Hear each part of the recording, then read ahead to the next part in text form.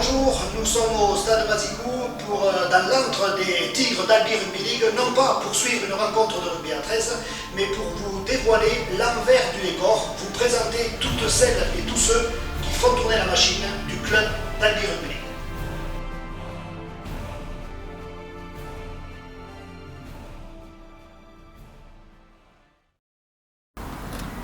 On est avec un personnage clé d'Albi Rugby League puisque c'est Arnaud Lorillon, trésorier principal du club. Alors Arnaud, bonjour. Bonjour. Merci d'avoir accepté de répondre à nos quelques questions.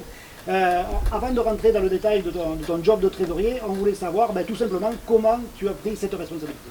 Alors, ça va pas être, je vais essayer de ne pas être trop long.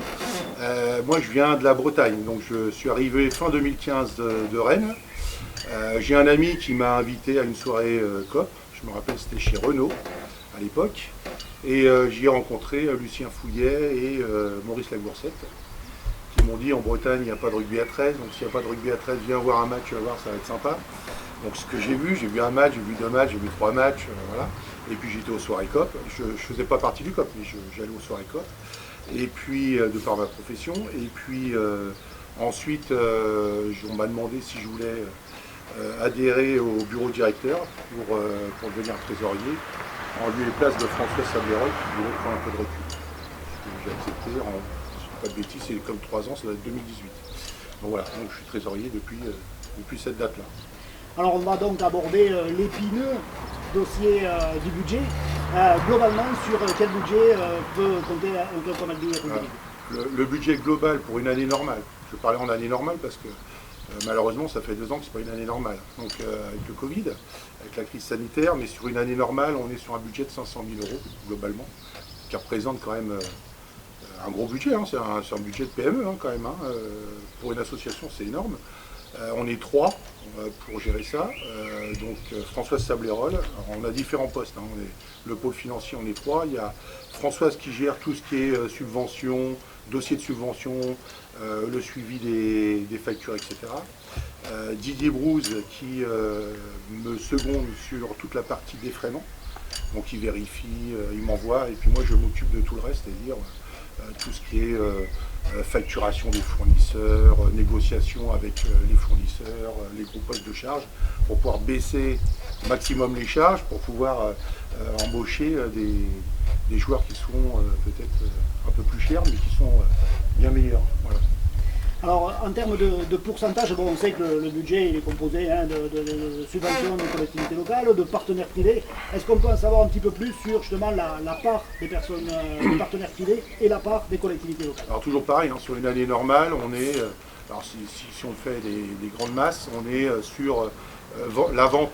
Donc tout ce qui est vente, c'est la boutique notamment, les prestations de services, c'est-à-dire les licences, les abonnés, etc., ça représente à peu près les entrées de match, ça représente à peu près 15%, en moyenne entre 15 et 20%. Les partenaires, parce qu'on a la chance d'avoir un club Oval des partenaires qui, je trouve, moi, vu de l'extérieur, très bon et très fidèle. Surtout dans des années comme ça, j'étais vraiment très étonné. Ça représente à peu près 45%, et ensuite on a les institutionnels, c'est-à-dire la région, le conseil régional, le conseil départemental et la mairie d'Albi, qui représente à peu près une quarantaine de pourcents. En moyenne, on a à peu près ça. 40, 45, voilà, suivant les années et suivant les budgets. Justement, quelles sont les projections pour les saisons prochaines?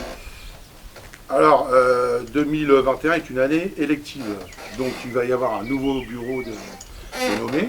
Donc voilà, Christophe nous quitte.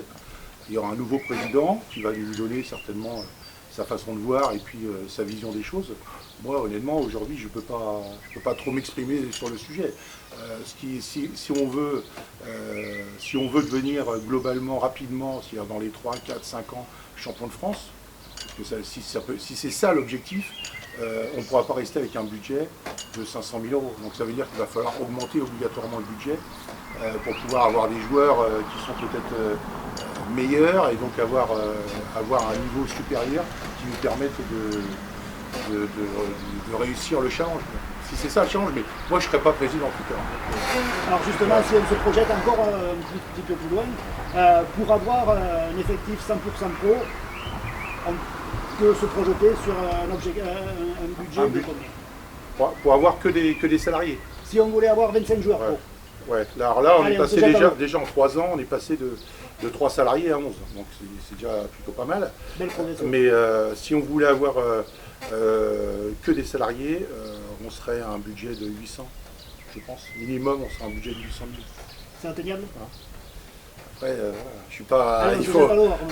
Mais oui, on se jette à l'eau. Mais il faut discuter avec la mairie, il faut discuter avec le conseil régional, il faut discuter avec les partenaires. Si on pouvait récupérer 2-3 très gros partenaires, je pense que ça serait réalisable. Et puis avoir du public. Malheureusement, quand on n'a pas de public, on n'a pas de tombola. Quand on n'a pas de public, on n'a pas de buvette. Voilà, vous voyez ce que je veux dire. On ne peut pas avoir de repas partenaires le soir à la fin des matchs, etc. Donc en fait, on perd énormément d'argent parce que la situation sanitaire n'est pas extraordinaire. Espérons qu'en septembre, ça change. Allez, un peu d'optimisme. Merci Arnaud. Je vous en prie. Merci.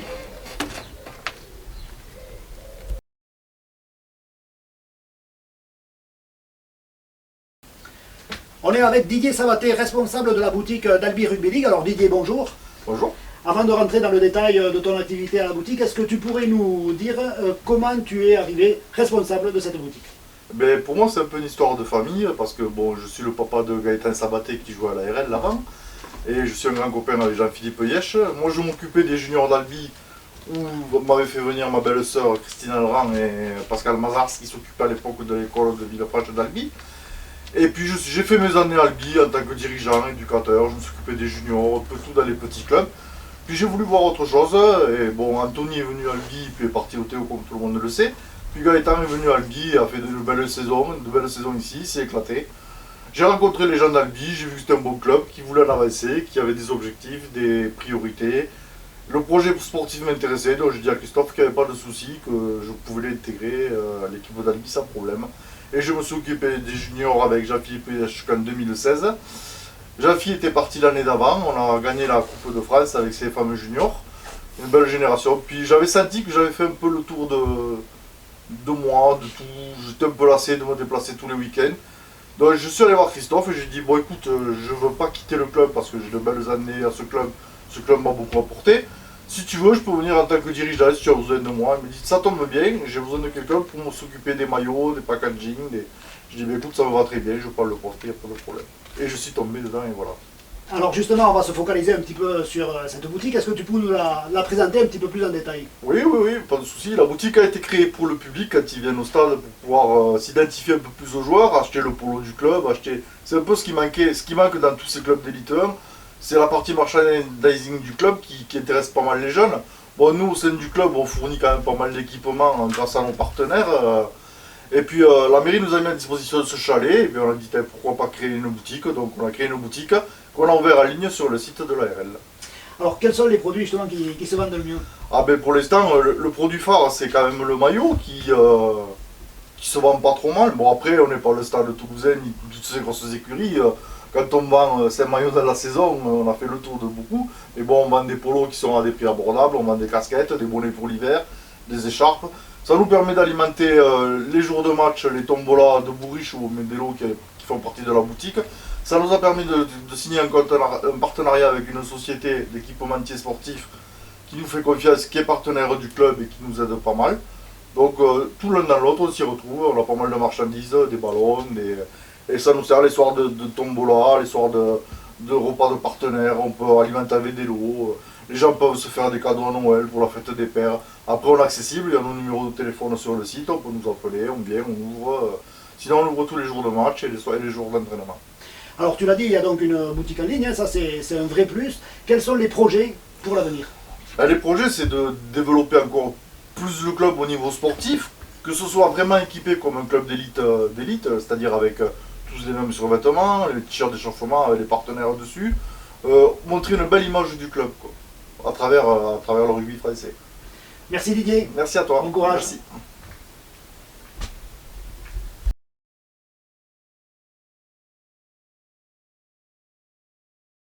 L'avantage quand on reçoit Alain Sablérol, c'est qu'on n'a pas besoin de le présenter car tout le monde le connaît. Bonjour Alain. Bonjour Élie.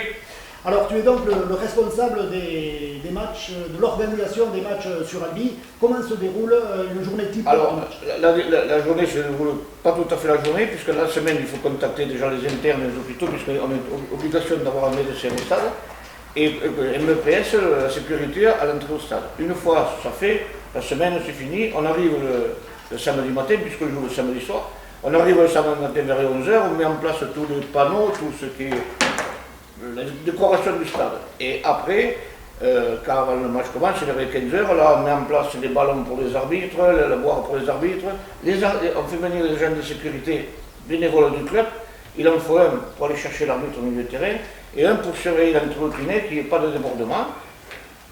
Une fois qu'on a fait tout ce problème, pour nous l'organisation est finie. L'organisation des repas, c'est l'histoire de David Calmet, c'est lui qui commande les frites, saucisses et compagnie, et nous on ne s'occupe pas trop de ça. Après on s'occupe de les repas partenaires, de tout ça en place, mais dans l'organisation, principalement du match, c'est pas un gros travail, c'est pas une grosse charge. Alors le jour du match justement, à quelle heure tu arrives au stade? Moi quel est ton rôle précis? En principe, j'arrive le matin à 10h. Parce qu'il faut mettre des panneaux, il faut regarder que tout soit en place, que le terrain soit tracé. Si jamais le terrain n'est pas tracé, il faut appeler la mairie, contrôler l'éclairage, que tout marche, et quand tout est en place, à midi on fait un petit rotoir ensemble, on mange un petit morceau, et à 14h, parce que maintenant avec les juniors qui jouent à 16h, à partir de 14h, les équipes arrivent. Voilà. Donc il faut être en place, avoir les clés des vestiaires, que les vestiaires soient propres, que tout soit bien rangé, et voilà. Voilà la journée, et on finit le soir pratiquement 24h, 1h du matin. D'accord. Alors, est-ce que tu peux nous présenter un petit peu plus en détail l'équipe avec laquelle tu travailles? Bon, alors, au niveau de la sécurité, alors, je ne voudrais pas en oublier, il y a Alain Terra, il y a Jean-Claude Denis, il y a Ramirez, il y a Stéphane Cluzel, qui me donne un coup de main, parce que lui il s'occupe d'aller chercher des ballons, de les gonfler, les gens sont bien gonflés. Stéphane Cluzel, et c'est tout, on est 5 ou 6, voilà, ça suffit. Voilà. Alors ensuite, il y a aussi des gens à la bourriche. Alors, les gens à la bourriche. Les gens à la bourriche, ça, c'est pas de l'organisation du match, c'est de l'organisation du club. Donc, il y a 2 personnes à la bourriche, il y a 2 guichetiers, il faut 2 guichetiers, de la bourriche, et après, il y a tout ce qui est la restauration, où c'est le plus grand monde, parce qu'il y a ceux qui font cuire la saucisse, les frites, et là, ils sont facilement 6 personnes. Donc 6, 4, 10, il faut pratiquement une vingtaine de personnes pour organiser le match. Voilà.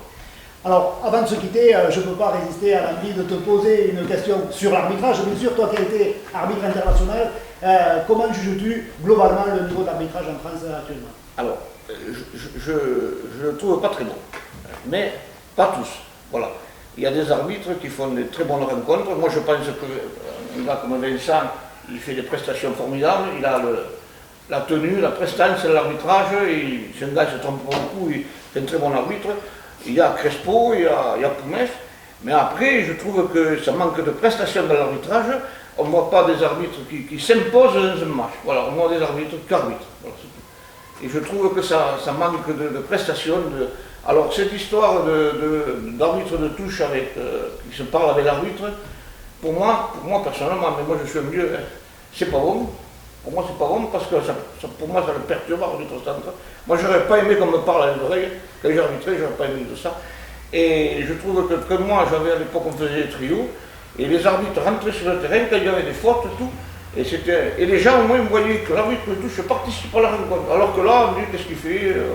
C'est des raisonnements qui ne tiennent pas debout par rapport au public, mais qui sont vrais, qui semblent être vrais. Voilà. D'accord, messieurs les arbitres, vous avez dû tenir. Merci Alain. Merci à vous. À bientôt. À bientôt.